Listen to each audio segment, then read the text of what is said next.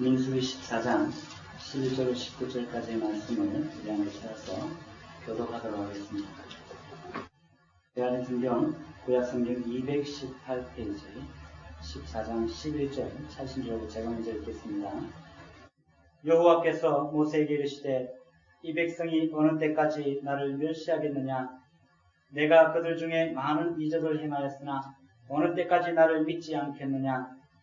내가 저녁병으로 그들을 쳐서 멸하고 내게 그들보다 크고 강한 나라를 이루게 하리라.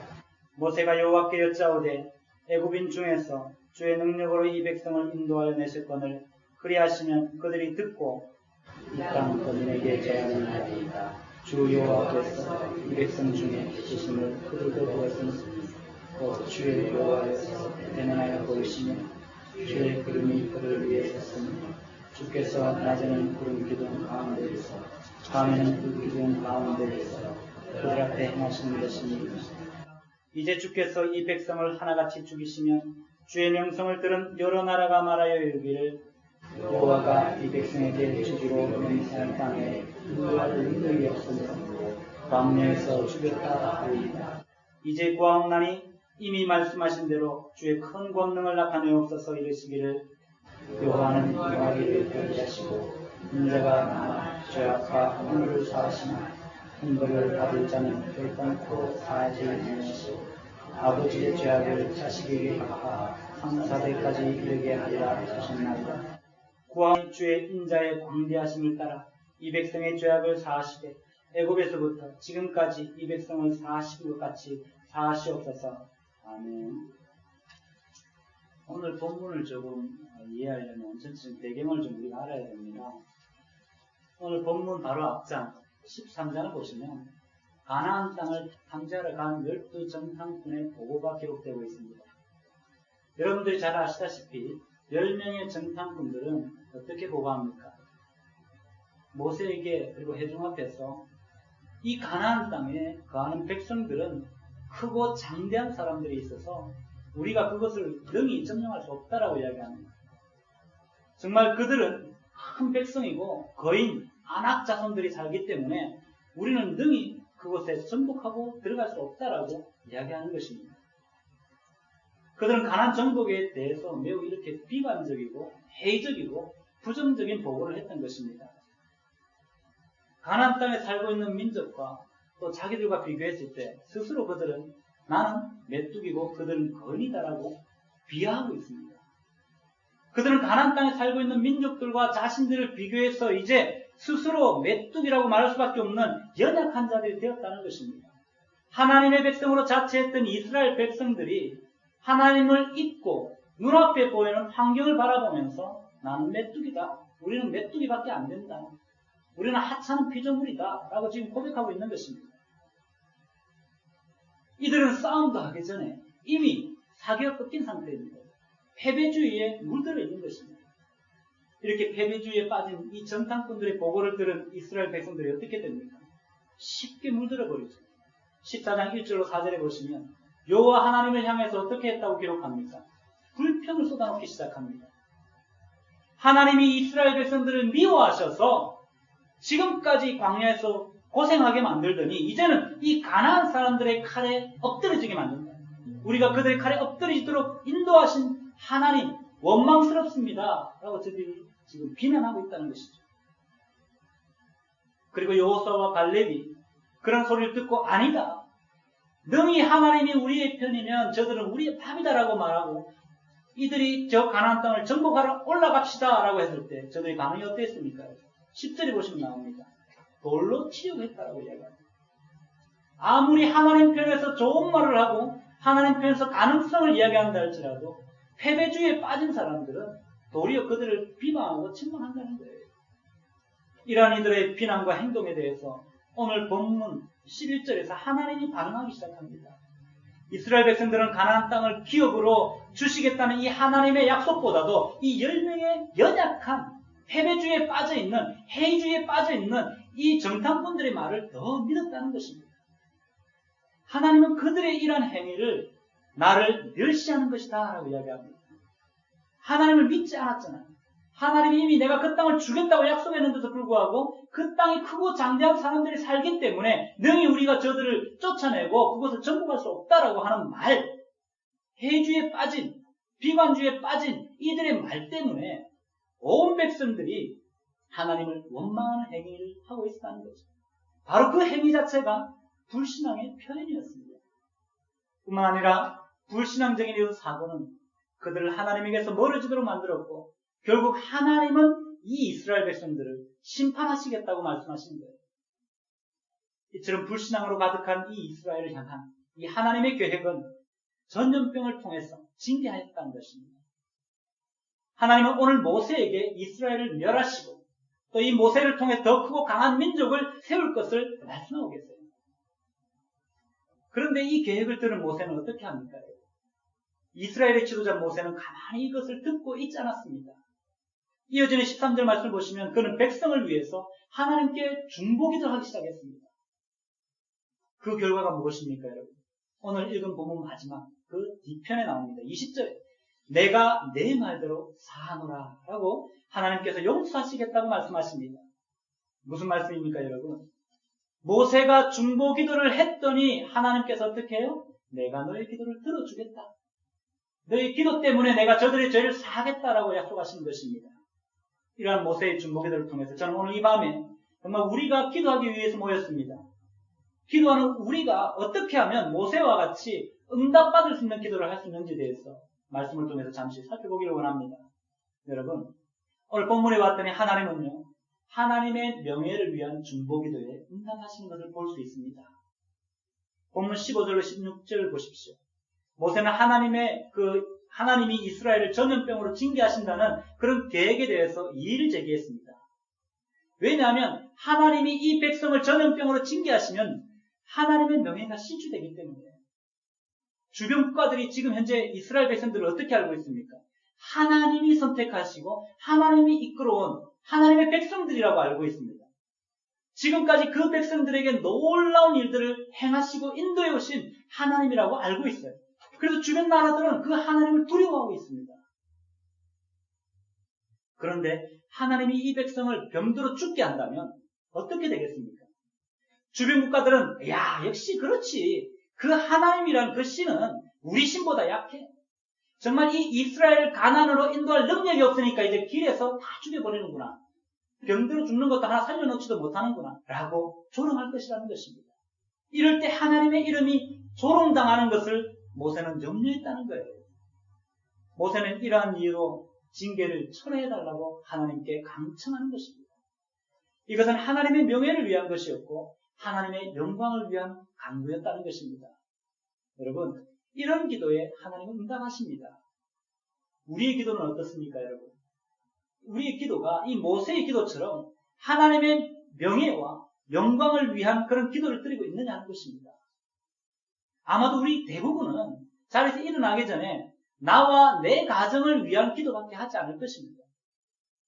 그러나 좀 더 성숙한 기도자는 오늘 본문의 모세와 같이 자신과 가족들을 위한 기도 속에서도 하나님의 영광이 드러나는 기도를 해야 한다는 것입니다. 그러므로 저와 여러분들의 그 기도 가운데 하나님 제발 이것만큼은 응답해 주셔야 됩니다.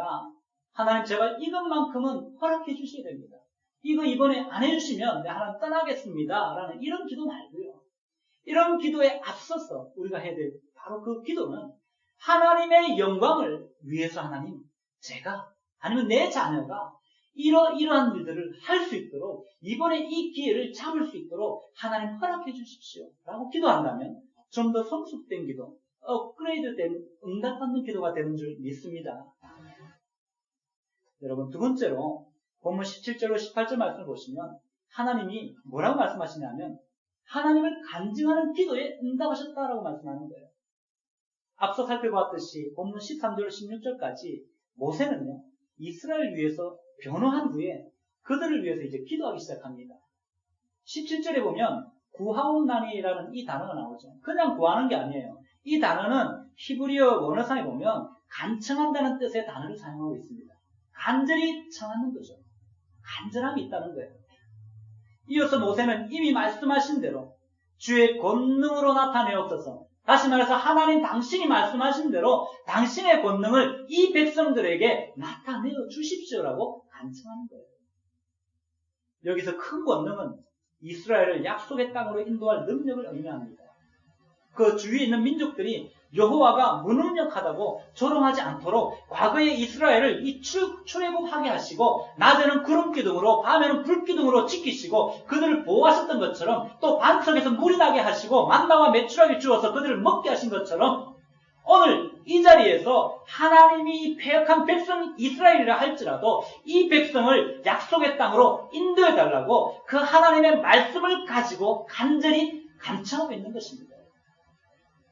그는 광야 노중에 노하기를 더디하시는 이 하나님을 경험했고 또 그 자비가 많으시고 죄와 허물을 용서하시는 그 하나님을 경험했습니다. 그리고 그는 하나님이 죄를 반드시 처리하시는 분이심을 그는 알고 있었어요. 무엇을 통해서? 경험을 통해서. 이처럼 모세는 자신의 필요만을 하나님께 아뢰지 않고 모세는 하나님을 설득하기 위해서 그동안 자신이 경험했던 모든 것들을 가지고 하나님을 간증하면서 기도하는 거예요. 중보기도 하는 거예요. 마찬가지로 저와 여러분들의 기도도 자신이 그동안 그 경험했던 것들, 만났거나 상처받았던 것들, 그 모든 경험들을 가지고 하나님을 고백하는 것도 분명히 훌륭한 기도가 되어진다는 사실을 잊지 마시기 바랍니다. 그러므로 성숙한 기도자는 오늘 자신의 기도 내용만 집중하지 않고 이 기도를 들으시는 그 하나님께 더 집중한다는 사실을 기억하시길 바랍니다. 우리의 기도의 내용은 어떻습니까, 여러분? 정말 그 기도 가운데에서 내가 경험한 하나님을 간증하고 고백하는 그런 성숙된 기도로 하나님께 한층 더 업그레이드된 응답받는 중보기도로 하나님의 사람들이 다 되어지시기를 주님의 이름으로 축원합니다. 세 번째로 우리가 한 가지 발견할 것은 19절 말씀해 보시면 하나님은 하나님의 용서를 구하는 중보기도에 응답하시는 것을 보게 됩니다. 여기서 17절과 마찬가지로 단순히 구하는 것이 아니에요. 단순히 구하는 것이 아니라 간청한다는 것을 잊지 마십시다. 하나님께 구하는 중보기도는 여러분 마음은 없고 그냥 말로만 하는 그런 기도가 아니라는 거예요. 간절한 마음이 수반된 요청이라는 것입니다. 그래서 무엇을 구합니까? 19절에 죄사함의 은혜를 달라고 간청하는 것이죠. 다시 말해서 모세는 자신의 죄가 아닌 이 이스라엘 백성들의 죄를 용서해달라고 대신 간청하고 있는 것입니다. 그 근거는 무엇입니까, 여러분? 주의 인자의 광대하심을 따라서입니다. 다시 말해서 당신의 큰 인자를 따라서 이들을 용서해 주십시오라고 하는 것입니다. 여호와의 이름에 나타나는 그 인자하심이 용서의 근거가 된다는 것이에요. 여러분, 이렇게 기도하는데 어떻게 하나님이 안 들어주시겠어요? 당신은 위대하십니다라고 하면서 당신은 긍휼이 많으신 분입니다. 당신은 인자하신 분이고 당신은 자비하신 분입니다라고 기도하시면서 당신의 자비하심으로 이들을 용서해 주십시오 하는데 왜 안 들어주시겠냐는 것입니다. 여러분, 이스라엘 백성들이 잘했다는 것이 아니잖아요. 그들이 죄를 짓지 않았다는 것이 아닙니다. 죄를 범했습니다. 그들은 마땅히 심판을 받아야 하는 자들입니다. 그렇지만 여호와는 자비가 많으시기 때문에 용서가 가능합니다. 오늘 모세는 지금 그 풍성한 자비의 근거에서 여호와께 용서를 구하는 것입니다. 모세가 지금까지 출애굽 여정에서 경험한 그 하나님은 용서에 결단코 인색하지 않으셨던 하나님이었어요.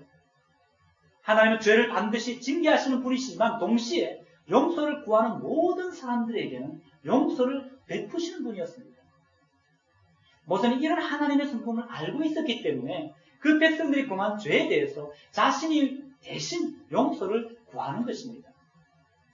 모세의 이러한 행동은 십자가상에서 자신을 조롱하고 비웃고 죽이는 그 백성들의 죄를 용서해달라고 기도하셨던 바로 우리 예수님의 모습을 연상케 하지 않습니까? 바로 이러한 기도가 응답받는 기도라고 말씀하는 거예요. 그러므로 이 시간 저와 여러분들의 기도의 내용에는 다른 사람들을 위한 기도의 내용이 얼마나 포함되어 있는지 오늘 이 밤에 돌아볼 수 있기를 바랍니다. 성숙한 기도자들은 자신과 자신의 어떤 가족들만의 기도 제목을 넘어서 이제는 이웃과 교회를 위한 기도로 나아가서 나라와 민족을 위한 대리자로서 용서를 구하는 기도를 드려야 한다는 사실을 기억하시고 나도 살고 너도 살고 우리 모두가 사는 함께 사는 기도의 지경을 넓혀가는 좀 더 성숙된 기도자들이 될 수 있기를 주님의 이름으로 다시 한 번 더 축원드립니다. 여러분 여기에서 우리 한 가지 더 짚고 넘어갈 것이 있습니다. 이렇게 끝나버리면 섭섭해요. 왜냐하면 오늘 본문에서 뭔가 한 가지를 우리에게 주고자 하는 것이 있거든요. 그것이 무엇이냐면 18절에 나타나는 것입니다. 무엇이냐면 죄의 증거에 대한 내용이에요. 18절에 보면 죄의 증거에 대해서 분명히 이야기하고 있습니다. 다 함께 읽어볼까요? 한 목소리로. 시작. 여호와는 노하기를 더디하시고 인자가 많아 죄악과 허물을 사하시나 형벌 받을 자는 결단코 사하지 아니하시고 아버지의 죄악을 자식에게 갚아 3, 4대까지 이르게 하리라 하셨나이다. 좀 우울합니다. 이걸 읽으면. 좀 우울해요. 앞부분은 괜찮은데 후부분은 좀 우울하잖아요. 그죠 여러분? 죄의 증거에 대해서 이야기하십니다. 여기서 우리는 하나님의 성품을 잘 알 수 있어요. 이 하나님의 성품은 출애굽 당시 모세가 십계명을 받기 위해서 이 시내산에 올라가서 40일 있었잖아요. 40일 있는 동안 산 아래에서 어떤 일이 있었습니까? 금송아지를 만들어서 숭배하는 우상 숭배 사건이 있었습니다. 그때 하나님은 이 모세에게 그분의 이름을 이렇게 선포하십니다. 우리 다 함께 출애굽기 34장 6절로 7절 말씀을 찾아서 한번 읽어봅시다. 구약성경 134페이지 출애굽기 34장 6절로 7절 말씀해 보시면 하나님께서 모세에게 자신의 이름을 선포하십니다. 찾아서 읽겠습니다. 구약성경 134페이지 출애굽기 34장 6절로 7절 찾으신 줄 알고 한 목소리 읽겠습니다. 시작. 여호와께서 그의 앞으로 지나시며 선포하시되 여호와라 여호와라 자비롭고 은혜롭고 노하기를 더디하고 인자와 진실이 많은 하나님이라. 인자를 천대까지 베풀며 악과 과실과 죄를 용서하리라.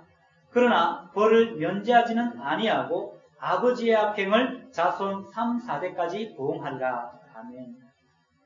여기서 드러난 그 하나님의 성품이 무엇입니까? 자비하심, 은혜로우심, 노하기를 더디하신 하나님, 인자하신 하나님, 그리고 또 진실하신 하나님이라고 말씀하십니다. 이렇듯 금송아지를 만들어서 우상 숭배의 행위를 했던 그때에도 하나님은 이스라엘 백성들을 용서하셨어요. 모세는 그때 선언하셨던 이 하나님의 이름을 언급하면서 오늘 다시 한 번 더 이스라엘을 용서해달라고 강구하는 것입니다. 이에 하나님은 7절 말씀에서 인자를 천대까지 베풀며 악과 과실과 죄를 용서하리라 라고 선언해 주십니다. 그런데 여러분 정말 이상한 것은 여기까지만 딱 하면 정말 좋은 것 같은데 이어지는 말씀이 정말 두려운 말씀입니다. 무엇입니까? 그러나 벌을 면제하지는 아니하고. 무슨 말입니까 여러분? 여호와는 자비가 많으시기 때문에 죄와 과실을 용서하시지만 이 죄에 대한 모든 벌은 사하지 않으신다는 말씀이에요. 그래서 이어지는 7절 하반절에 보시면 하나님께서 아버지의 죄를 자식에게 물으실 것이다 라고 말씀하십니다. 이 말씀은 십계명에도 유사하게 나타나요. 신명기 5장 9절 말씀을 보시면 나를 미워하는 자의 죄를 갚되 아버지로부터 아들에게로 3, 4대까지 이르게 하거니와 라고 기록하고 있죠. 이 말씀을 이해하기 위해서 우리는 이스라엘 그 사회를 조금 이해할 필요가 있어요. 이스라엘의 사회는 대가족 사회였습니다. 3, 4대 이상의 사람들이 한 가족으로 모여서 살았습니다. 고라가 반역을 일으켰을 때 여러분 이 고라의 아들과 작은 자들, 다시 말해서 손자들까지 다 죽임을 당했습니다. 민수기고. 그리고 아간의 경우도 마찬가지입니다. 그의 아내와 아들들과 딸들이 심판을 받았다고 여호수아 7장에서 기록하고 있습니다. 그렇지만 여러분 우리가 잘 알고 있듯이 아버지가 죄를 범했다고 그 아들도 악한 것은 아니잖아요. 그죠? 성경에서도 북이스라엘의 초대왕 누구입니까? 여로보암 왕이 금송아지를 만들어서 베델과 단에 이 두 곳에 국경 최전방 양쪽 끝에다가 단을 지어놓고 거기서 제사 지내라고 한 거예요. 그는 어떤 우상 숭배의 일을 했어요. 하나님 앞에 죄악을 범했습니다. 그런데 여로보암의 아들 아비야는 어떻습니까? 그 아들은 달랐습니다. 하나님을 향해서 선한 뜻을 품었다라고 기록합니다. 또 유다왕 아하스는 어때요? 여호와 앞에서 정직하지 못한 왕으로 이름 날린 사람입니다. 정직하지도 못했고 우상 숭배를 해서 악행을 저질렀던 왕이었습니다. 그런데 그의 아들 히스기야는 어떻습니까? 하나님 앞에서 정직했고 유다에서 우상을 치워버리는 종교개혁을 단행했던 사람이었다는 것입니다. 그렇다면 여러분 앞서 말씀드린 이 출애굽기의 말씀과 지금 말씀드린 이 열왕기 상하에서 기록된 이 왕들의 이야기는 다르지 않습니까? 이러한 사실들을 볼 때에 이 아버지의 죄가 자동적으로 자녀들 3, 4대까지 이어지는 것은 아니라는 것을 말씀하는 것입니다. 아버지의 죄가 자식에게 영향을 미치는 것은 사실이에요. 그러나 기계적으로 미치지 않는다는 것입니다. 이런 의미에서 이 아버지의 악행을 자손 3, 4대까지 보응하신다는 이 말씀은 이 아버지의 행위를 따라서 본받아서 우상 숭배를 한 그 자녀들, 하나님의 말씀에 불순종하는 그 아들들에게는 반드시 하나님이 다시 한 번 더 죄값을 물으시겠다는 그 말씀이라는 것이에요. 왜냐하면 각 사람이 자기의 죄값에 따라서 벌을 받기 때문입니다. 신명기 24장 16절에 보시면 이렇게 이야기합니다. 아버지는 그 자식들로 말미암아 죽임을 당하지 않을 것이요 아들은 그 아버지의 죄로 말미암아 죽임을 당하지 않을 것이다 라고 말씀합니다. 그러면서 뭐라고 말씀하냐면 각 사람은 자기 죄로 죽임을 당할 것이다 라고 말씀하십니다. 그러므로 아버지의 죄의 영향이 자동적으로 기계적으로 우리 자녀들에게 이어지지 않는다는 것을 우리는 기억해야 합니다. 무슨 말입니까? 한동안 한국교회 교계에서 많이 떠들었죠. 가게에 흐르는 저주. 그러면서 조상들의 기도까지 우리가 해야 된다. 성경에 죽은 자를 위해서 기도하지 말라고 그랬잖아요. 천주교 하는 이야기를 지금 하고 있는 거예요. 교계에서. 그런데요. 그것이 아니라고 분명히 성경이 이야기한다는 것입니다. 가게에 흐르는 저주는 없다는 것입니다. 물론 원죄의 뿌리 때문에 우리가 한 번 죽는 것은 정한 것이라 했잖아요. 그러나 그 외에 부모님의 죄 때문에 조상들이 예수를 안 믿었기 때문에 우리가 지금 이 모양 이 꼴로 산다. 너무 천만의 말씀. 각자의 어떤 죄가 있다면 그 죄 때문에 그렇게 살 수는 있어요. 그리고 또 우리 성경을 보면 하나님이 사랑하신 자에게 반드시 고난도 함께 주신다고 말씀하십니다. 그렇다면 지금 현재 내가 당면한 그 어떤 고난이나 고통이 결단코 죄 때문에 오는 것이라고 생각해서는 안 된다는 거죠. 과거 조상들의 죄 때문도 아니라는 것입니다. 그러므로 오늘 저와 여러분들은 주변에서 혹시나 부모님 때문에 내가 이렇게 살았지, 혹시나 조상 탓을 한다든지 부모님 탓을 한다면 그렇게 말씀하십시오. 결단코 부모님 때문이 아니라 하나님의 뜻이 있으셔서 그 가운데서 연단하시기 위해서 더욱더 정금같이 나오게 하시기 위해서 오늘 당신에게 그 고난을 아픔을 허락하셨을 것입니다. 그러므로 우리가 인내하십시다. 함께 기도하십시다. 이렇게 권한다면 그분 다시 일어날 수 있을 거예요. 여러분 이제 말씀을 정리하겠습니다. 오늘 이 땅의 그리스도인들에게 필요한 것이 무엇일까요? 오늘 이 땅의 그리스도인들에게 필요한 것은 정말 오늘 이스라엘 민족을 위해서 기도하기를 쉬는 죄를 범치 않겠다. 기도하기를 쉬는 죄를 범치 않겠다는 이 사무엘 선지자가 생각납니다. 바로 그것이 우리에게 필요한 것이 아닐까요, 여러분? 우리는 오늘 위대한 지도자 모세의 중보기도를 통해서 양들을 사랑하는 마음으로 그들을 위해서 끊임없이 중보기도를 드리는 것이 바로 목회자들의 일이고 또 주의 종들의 일일 뿐만 아니라 하나님의 교회 리더들의 일이라고 저는 봤습니다. 교회 중직자들의 일이라는 것입니다. 권사님들의 일이고 성도된 우리 모두의 일이라는 것입니다. 뿐만 아니라 우리 성도님들이 어떻습니까? 가정에서 어미로서 아비로서 자녀들에게 이들을 양육하기 위해서 기도와 믿음으로 양육해야 하잖아요. 그럼 리더라는 것입니다. 뿐만 아니라 이웃들에게는 우리는 다른 길로 인도해야 하는 영적 리더입니다. 그렇다면 우리 모두는 영적 리더의 자리에 있기 때문에 오늘 모세가 리더로서 했던 그 일이 우리가 해야 될 일이라는 것을 기억하시길 바랍니다. 영적 리더로서 우리의 자녀들과 이웃들을 위해서 끊임없이 중보 기도를 하되 어떻게 기도합니까? 오늘 주신 말씀처럼 하나님의 명예를 위한 중보 기도를 해야 합니다. 그리고 또한 하나님을 간증하는 기도를 해야 한다는 것입니다. 마지막으로 무엇입니까, 여러분?